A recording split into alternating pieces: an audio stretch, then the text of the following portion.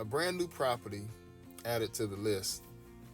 This particular yard, you can see there are weeds all over the place. You got some look like chickweed, Dallas grass, different types of weed that are on the property in the wintertime, which is why it's so important for even if you are treating the property yourself. Here's a trick for you to put in your arsenal. In the wintertime, Bermuda can take glyphosate. It's not going to affect it when the Bermuda is dormant or either possibly zoysia for that matter.